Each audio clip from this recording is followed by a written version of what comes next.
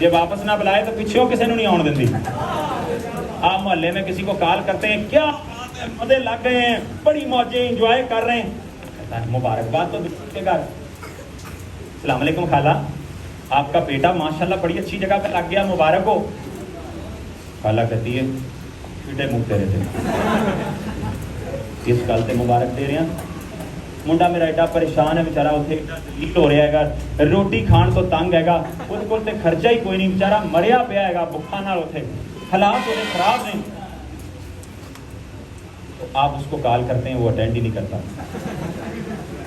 आप कहते हैं सर कोई टिप दें, बंदा मेरी कॉल क्यों नहीं अटेंड करता, उन्होंने होया क्यों, उन्होंने आप ही कीता जो तुसी कीता। सर उसको फला किसी ने कुछ कह दिया है, उसको किसी ने नहीं कुछ कहा, तूने कहा है। मैं आगाज में था, मैं ब्रॉन्ज मेंबर था, मेरे मामू की कॉल आई, मैं सबको एज ए प्रॉस्पेक्ट डील करता था। अम्मी को भी,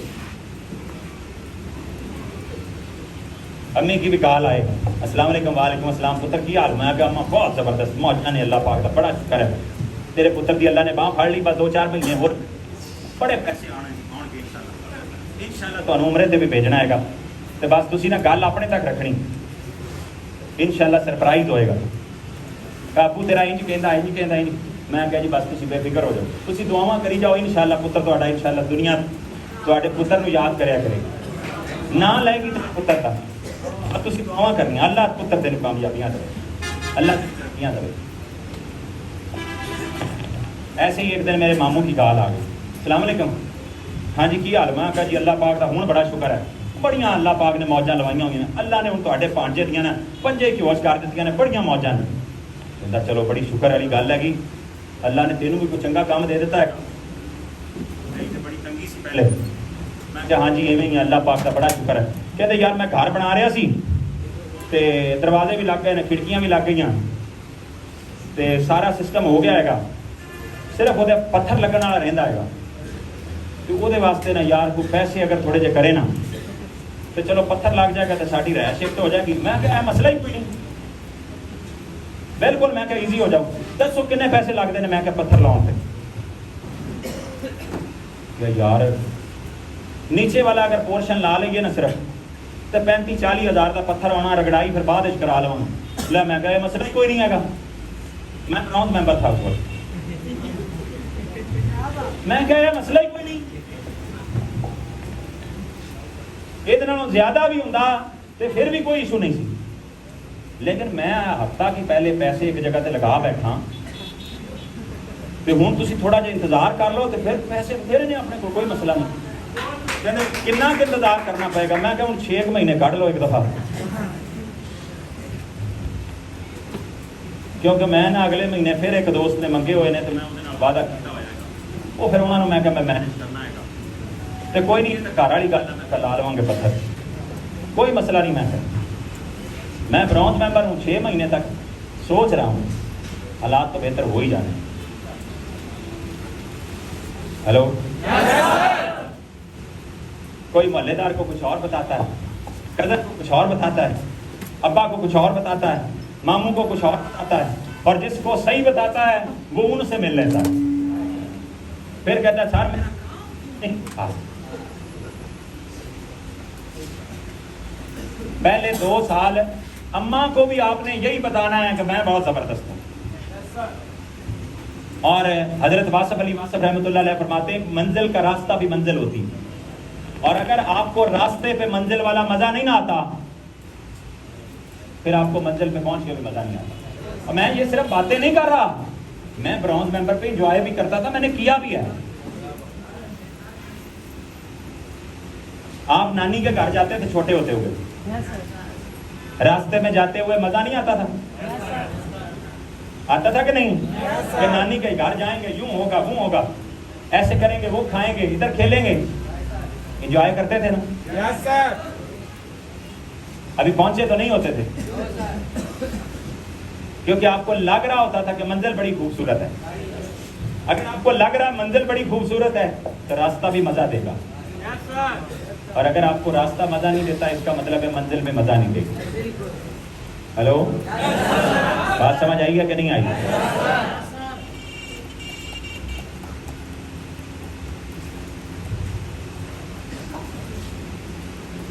जो रास्ते पे एक्साइटेड है वो मंजिल तक भी पहुंचेगा, और जिसकी से बैटरी चोरी हो गई आगे क्या करेगा? शुरू में तो आपके पास है भी बैटरी, मेरे पास तो बोनस भी है, गाड़ी भी है, कभी बैटरी ना भी हो तो चलता रहता है सिस्टम। आपके पास तो शुरू में बोनस है, ना गाड़ी है, सिर्फ बैटरी है, वो तो चार्ज रहनी चाहिए ना।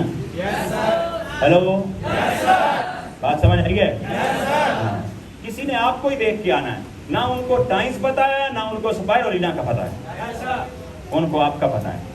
आप सेटिस्फाइड हैं वो तो आएंगे। हेलो, आप उसके सामने रो रहे हो, पैसे नहीं है, खर्चा नहीं है, ये हो गया है, फलां हो गया है, उसका दिमाग खराब। वो कहना मैं आगाज करके ये वर्का बढ़ना दफा करो इधर। रोने रोने हैं सिर्फ अल्लाह के सामने, इस कायनात में किसी के सामने रोना नहीं रोना। लोग आपका मजाक उड़ाएंगे, रोना सिर्फ अल्लाह की जात के सामने। मैं रोया हूं लेकिन अल्लाह की जात के सामने। जिस दिन मेरी वालदा ने मुझे कॉल की, मेरे पे ऐसा वक्त भी आया जब मेरा 37,000 बोनस आया ना, मेरे पे ऐसा वक्त भी आया कि मेरे पास खाना खाने के पैसे नहीं।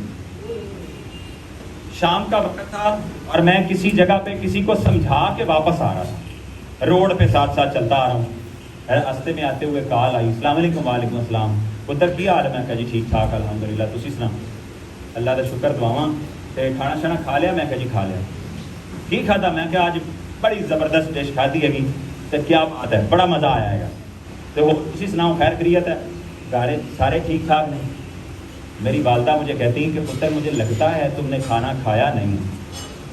मुझे बड़ा ही दुख हुआ, मेरी आंख से ना उस वक्त आंसू गिरा। मैं क्या अम्मा मैं बिजी हूँ, मसरूफ हूँ, फिर बात करूँगा। और मैं साथ ही एक गली में एंटर हुआ जिसमें अंधेरा सा था। तो यार कोई बंदा देखेगा, इतना अड्डा वड्डा जवान हैगा, रोंदा जाता। रोना सिर्फ उसके सामने, लोगों के सामने। उस महीने मेरा बोनस 37,000 आया, तो खत्म हो गए। उस वक़्त के बाद मेरा माशी मसला कोई नहीं। मैंने 13वें महीने 4 लाख भी कमाया और 19वें महीने अल्हम्दुलिल्लाह बहुत तगड़े पैसे कमाए। दूसरे साल जब मैं 23 साल का था, मैं अपनी ज़ाती होंडा सिविक ड्राइव करता था।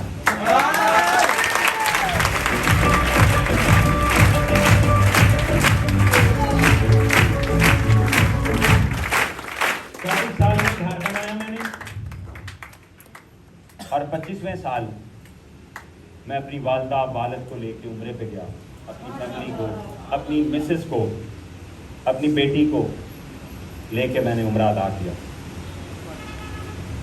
24वें साल शादी की, भूल गया बताना। 3 साल में वो सारे ख्वाब जो लोग 30-30 सालों में नहीं पूरे कर पाते, वो 3 साल में मेरे पूरे हुए।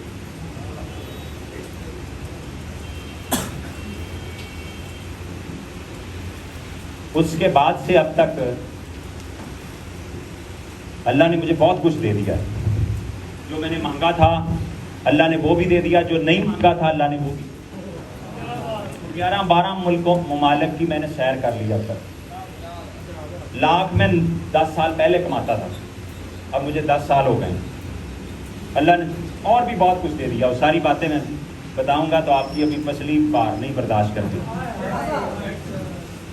ये अभी 3 साल की अचीवमेंट मैंने बताई, लेकिन मैसिव एक्शंस के साथ जब शुरू किया, फिर मैंने पीछे मुड़ के देखा। मुझे 2 तरह के लोग थॉट्स मेरे जहन में डालते थे, ये बहुत अच्छा है, ये अच्छा नहीं है। मेरा एक मिजाज है, कोई बंदा मुझे आके कहे इमरान साहब बहुत अच्छे हैं, मैं कहूँगा ठीक है। मुझे आके कहे इमरान साहब अच्छे नहीं हैं, मैं कहूँगा ठीक है। मैं इमरान साहब के साथ वक्त गुजारूंगा और मैं खुद ऑब्जर्व करूंगा कि इमरान साहब कैसे हैं, फिर मुझे पता लग जाएगा कि इमरान साहब कैसे हैं। इस दुनिया में ज़्यादा लोग वो हैं जो शेटेड हैं, लाइलाक हैं, इनको जो जिधर लगाता है ये उधर लग जाते हैं। जो बंदा अपने दिमाग से सोचता ही नहीं, जिसकी अपनी कोई राय ही नहीं है, वो जिंदगी में कभी कामयाब हो ही नहीं सकता। 4 मसले हैं पूरी कौम के। एक, हम लाइन लग गए। दूसरा, हम शॉर्टकट की तलाश में हैं। रातों रात अमीर होना चाहते हैं। जब मैं कॉलेज यूनिवर्सिटी था, मेरे स्टूडेंट्स, मेरे फेलोज ये बातें किया करते थे कि पाकिस्तान में अमीर होने का एक ही रास्ता है कि किसी अरबपति बाप की बेटी से शादी करो, या यहाँ से दुबई जाओ। बातें सीधी हैं मेरी, यहाँ से दुबई जाओ, सऊदीया जाओ, कोई अरबपति हो और वो आपको अपना बेटा बना ले, और कोई तरीकाकार नहीं यहाँ तरक्की करने का, आपने गरीब ही रहना है। और ये माइंड सेट है हर यूनिवर्सिटी और कॉलेज से निकलने वाले स्टूडेंट का। वो कहता है पाकिस्तान में तरक्की हो ही नहीं सकती, आगे बढ़ा जा ही नहीं सकता, कामयाबी ली जा ही नहीं सकती, और वो शॉर्टकट की तलाश में। हर दूसरे दिन यहां नए से नया फ्रॉड होता है। हर दूसरे दिन यहां एजुकेशन के शऊर के फुकदान की वजह से हर दूसरे दिन यहां कोई ना कोई बंदा आके पैसे डबल करता है। तुम 10 रुपए दो, मैं 20 वापस करूंगा, वो 20 भी कमा के उसको देता है। ये 90s से हो रहा है पाकिस्तान में, और लोग अरबों रुपए अब तक खो चुके हैं, क्योंकि लोग शॉर्टकट की तलाश में हैं। लोग प्रोसेस से कामयाब नहीं होना चाहते। मेरे भाइयों और मेरी बहनों, कामयाबी का एक प्रोसेस है, बीज के उगने का प्रोसेस है, प्लाजे के बनने का प्रोसेस है, बच्चे के जवान होने का प्रोसेस है, बीज के फल तक, दरख्त तक पहुंचने का एक प्रोसेस है। हर चीज का एक प्रोसेस है। अगर आप उस प्रोसेस से जा रहे हैं, आप सेटिस्फाइड रहें, पुरएतमाद रहें। अगर आप शॉर्टकट के चक्कर में हैं, तो जैसे दड़ल करके यूं आप होते हैं, फिर यूं हो जाते हैं। यहां हर तीसरे दिन नए से नया ड्रामा होता है हमारे मुल्क, और ये सिर्फ थर्ड वर्ल्ड कंट्रीज में होता है। ये जापान में नहीं होता, ये ऑस्ट्रेलिया में नहीं होता, क्योंकि वहां लोगों का शऊरी लेवल अप है। लोग मैकेनिज्म समझते हैं। वो कहते हैं आप मुझे बताएं कि ऐसा हो कैसे सकता है, मुझे इसकी लॉजिक तो दें। यहां लॉजिक कोई नहीं मानता, ना कोई समझता है, ना कोई गौर करता है। पैसे डबल होंगे, ट्रिपल होंगे, 4 गुना होंगे, 6 गुना होंगे, 10 गुना होंगे। वो सारे पैसे जो जमा पूंजी होती है हर शय बेच के उधर लगा देता है, फिर वो खत्म हो जाते हैं, फिर सारी जिंदगी जलील होता है। मेरी बात समझ आई? शॉर्टकट से तरक्की नहीं की जा सकती। वो जापान में ना लोग टेबल रिजर्व करने के लिए आईफोन रख के जाते हैं। वॉशरूम में जाना हो, होटल का टेबल रिजर्व करना, आईफोन रख के जाते हैं। आते हैं तो पड़ा होता है। ऐसे तुसी खाली पेंसिल रख के जाना करी।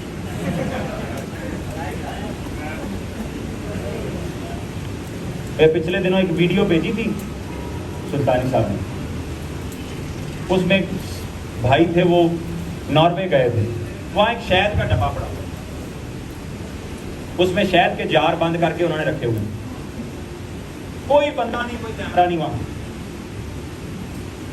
किसी जंगल में पड़ा है वो। साथ पेपाल का अकाउंट लिखा हुआ कि जिसको शहद चाहिए इसकी इतनी कीमत है, पेपाल अकाउंट में डाल दो, ले जाओ। यहाँ हमारा कूलर के साथ जो पानी वाला गिलास पड़ा है वो भी महफूज नहीं।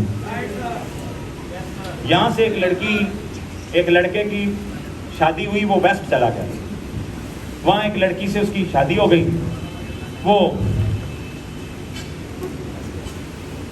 गोरी थी। वहाँ पेट्रोल डलवाने के लिए ना आप महीने का पे करते हैं, कार्ड लगाते हैं, पेट्रोल डाल लेते हैं, और महीने बाद जो आपके पैसे बनते हैं आप वो पे कर देते हैं। और महीने बाद ना वो अपने खामन से पूछती है कि आपका कार्ड है तो वो मैं रिचार्ज करवा देती हूँ, वो दे दें मुझे। वो कहता है मुझे एक पाकिस्तानी भाई मिला था, मैंने एक जुगाड़ ढूंढ लिया है, मुझे अब रिचार्ज कराने की ज़रूरत नहीं है, तुम टेंशन फ्री हो जाओ, बल्कि तुम्हारा भी कार्ड रिचार्ज कराना है तो बताओ, मैं करा देता हूँ। वो कोई एक्सप्रेशन नहीं देती, चली जाती। और अगले कुछ दिनों के बाद अदालत से समन मसूल होता है, उसको जनाब हाजिरी देंगे। वो पेश होता है तो उसकी बीवी आके खड़ी होती है, वो गोरी, उसने केस किया कि मुझे इससे तलाक चाहिए। वो पूछता है हम तो हंसी खुशी रह रहे हैं, तलाक क्यों चाहिए? उसने कहा जो बंदा मेरे मुल्क के साथ मुखलिस नहीं वो मेरे साथ कैसे मुखलिस हो सकता है?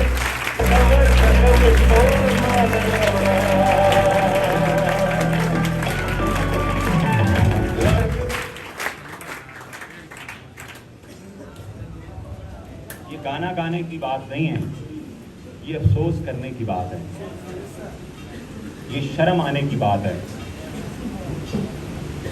यहाँ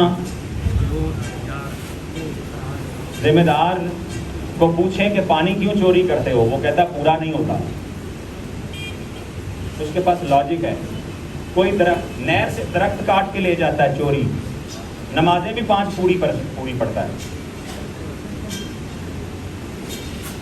उससे पूछें ये चोरी की है, कहना कुछ नहीं होता।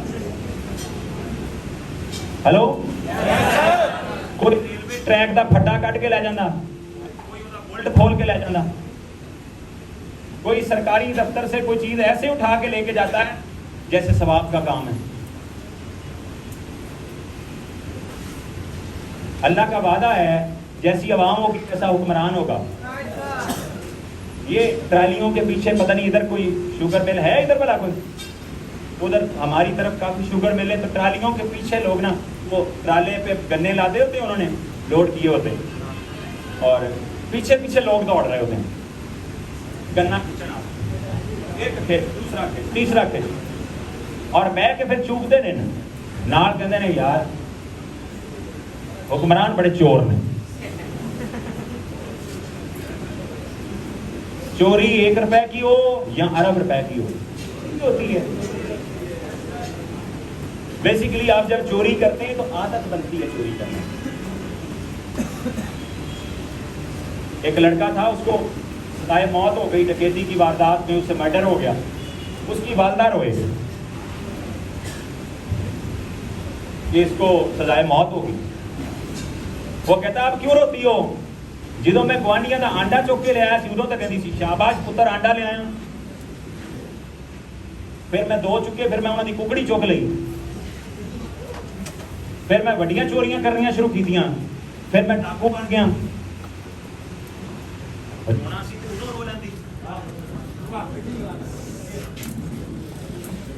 अगर उस वक्त ही रो लेती तो अब ना रोना पड़ता और जान भी बच जाती। हमारी पूरी कौम का मसला, हम एथिकली हैं, वैसे मुसलमान हमारे पास सिलेबस है एथिकली स्ट्रॉन्ग होने का, लेकिन हम एथिकली वीक है। नंबर 4 चौथा हमारा मसला ये है कि हम फियर में